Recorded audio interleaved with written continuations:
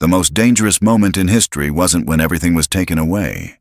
It was when those who lost everything decided the rules of the game no longer applied to them. 1938. A single night. Kristallnacht. The night of broken glass wasn't just about shattered windows and burned synagogues. It was the official declaration that an entire people had zero economic rights. Jewish businesses marked with yellow stars. Bank accounts frozen overnight. Property deeds declared invalid by government decree. Life savings evaporated with a signature. And here's what nobody talks about. This wasn't just confiscation. It was systematic economic erasure designed to make survival impossible. They took the stores, the factories, the homes. They took the legal right to own anything. They even took the ability to work in most professions. Imagine waking up and literally everything you built across generations simply belongs to someone else now. Your grandfather's shop, your father's factory, your own home, gone. Not through war, not through competition, through paperwork and propaganda. The cruelty wasn't just in the taking. It was in the deliberate destruction of every pathway to rebuild. You can't start over when the law itself is weaponized against your existence. Most people think the story ends there. Complete devastation. Total loss. Game over. But that's where the most fascinating economic phenomenon in modern history actually begins. Because what happened next defies every conventional rule about wealth, survival, and human resilience. Those who lost everything didn't just rebuild. They rebuilt faster, stronger, and more strategically than almost any group in recorded economic history. 5 years.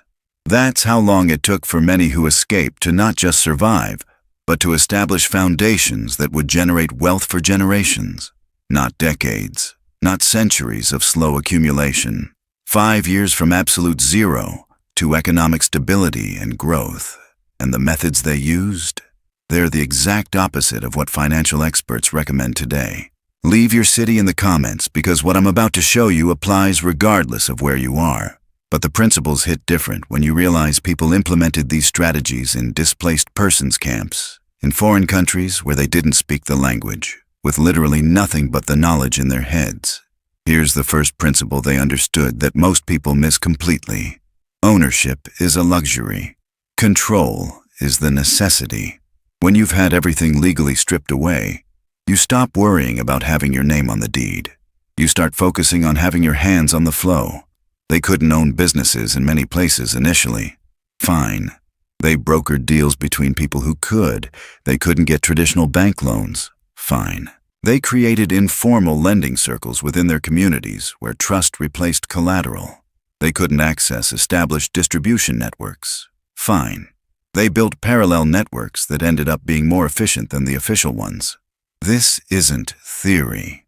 In New York's Diamond District, in Los Angeles's garment industry, in Sao Paulo's textile trade, the same pattern emerged. People who arrived with nothing became essential middlemen in industries they couldn't technically own. And here's the twist. Being the middleman without the overhead of ownership meant higher margins and faster capital accumulation than the owners themselves often achieved. The second principle cuts even deeper. Knowledge concentration beats asset diversification. Everyone today tells you to spread your investments. Don't put all your eggs in one basket. Diversify your portfolio. That advice assumes you have a portfolio to diversify. When you start from zero, especially in hostile conditions, spreading yourself thin is suicide. The refugees who rebuilt fastest did the opposite. They took whatever specialized knowledge they had and compressed it into the narrowest, most valuable application possible. A jeweler from Berlin didn't try to become a general merchant in New York. He became the most specialized diamond cutter for a specific type of stone. A textile manufacturer from Vienna didn't open a general clothing shop in London. He focused exclusively on one type of fabric finishing that nobody else had mastered. This concentration created monopolistic micro-advantages. In a market of generalists, the specialist with deep knowledge becomes irreplaceable. And irreplaceable means you name your price. Within 2 years, many of these specialists were training others, expanding not through diversification but through vertical integration of their specific expertise. But here's where it gets really interesting. The third principle is about velocity over volume. Traditional wealth building focuses on accumulation. Save money, let it compound, build slowly over time. When you're rebuilding from zero in a world that might turn hostile again at any moment, slow accumulation is a death sentence. The strategy that worked was rapid capital cycling. Make a profit, immediately reinvest it. Don't wait. Don't save for perfect conditions. Deploy capital so fast that you complete multiple business cycles while competitors are still planning their first move.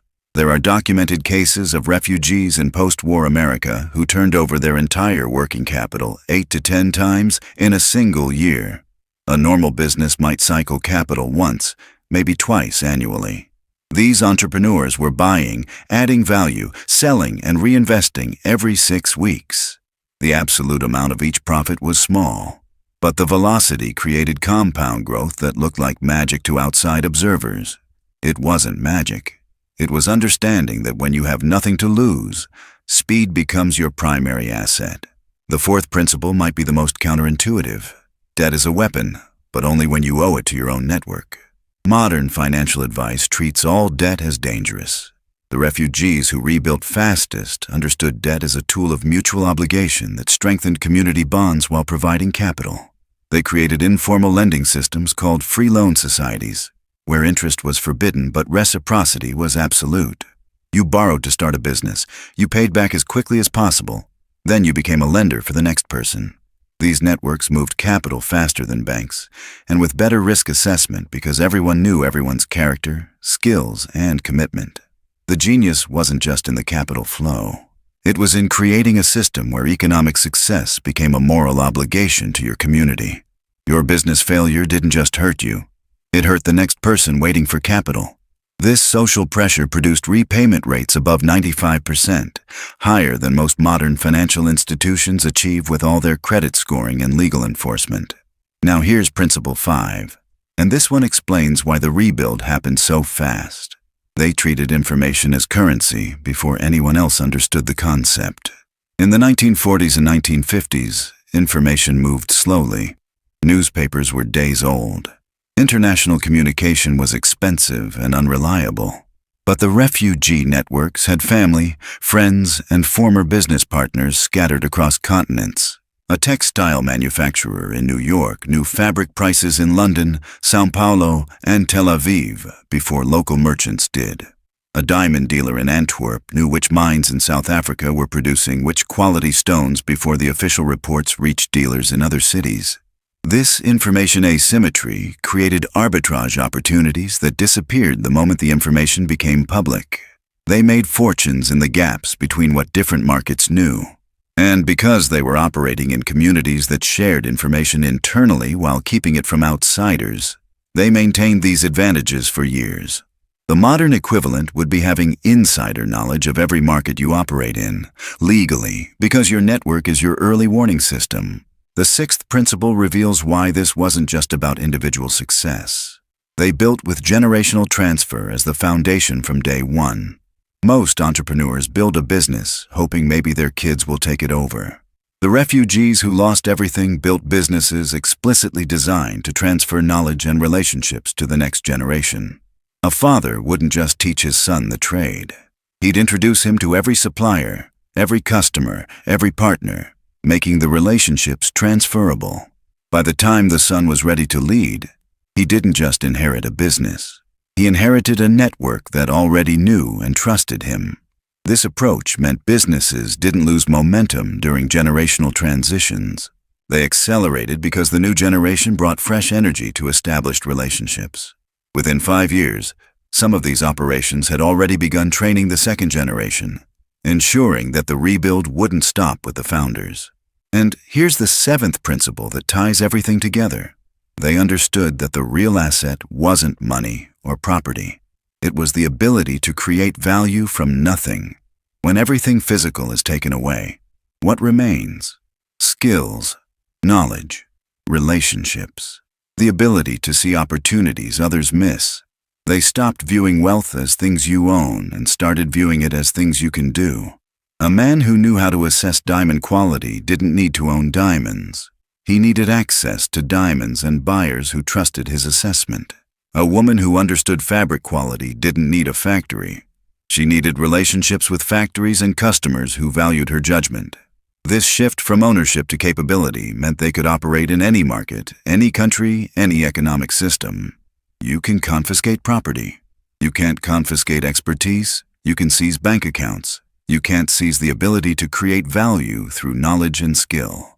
That realization made them economically unstoppable. The results speak for themselves. Within 5 years of arriving with nothing, significant percentages of these refugees had established viable businesses. Within 10 years, many had achieved economic stability that matched or exceeded what they'd lost. Within a generation, their children were attending elite universities and entering professions their parents couldn't have accessed. The wealth creation wasn't just individual. It was communal. The networks they built created economic ecosystems that lifted entire communities. And here's what makes this relevant right now. Every single principle they used works today. Actually, these principles work better today because information moves faster, capital is more accessible, and specialized knowledge is more valuable than ever. The difference is mindset. They operated with the certainty that traditional paths were closed, so they had to create new ones. They knew accumulation was too slow, so they optimized for velocity. They understood ownership was restricted, so they focused on control. They recognized that their greatest asset was what they knew and who they knew, not what they owned. You're watching this right now with access to more resources than they had.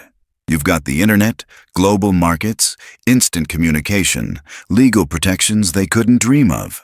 Yet most people move slower, think smaller, and achieve less. Why? Because comfort creates complacency. When you have something to lose, you protect it instead of multiplying it. When you have established paths, you follow them instead of creating better ones. The refugees who rebuilt in 5 years had the advantage of having no comfortable options. Every choice was risk. Every move was calculated necessity. And that pressure forged a level of economic creativity and execution that peaceful stability rarely produces. They weren't smarter. They weren't more talented. They were more desperate, more focused, and more willing to use every available advantage because survival demanded it. Those who truly absorbed what we just covered will understand this isn't a history lesson. This is a blueprint that works in any era, any economy, any condition. Drop in the comments, velocity over volume. That phrase right there separates people who will actually implement these principles from those who just found the history interesting. You just spent these minutes gaining perspective that most people will never consider because it challenges everything conventional wisdom teaches about building wealth slowly and safely. That's exactly why this channel exists. To show you what actually works when you strip away the comfortable lies and look at what people do when failure isn't an option. Hit that subscribe button because the next video takes this framework and shows you something even more controversial. Why the fastest wealth transfers in history happened during periods everyone else thought were economic disasters. And that like button, that's how this content reaches people who need to hear it before they waste another decade following advice designed for a world that no longer exists.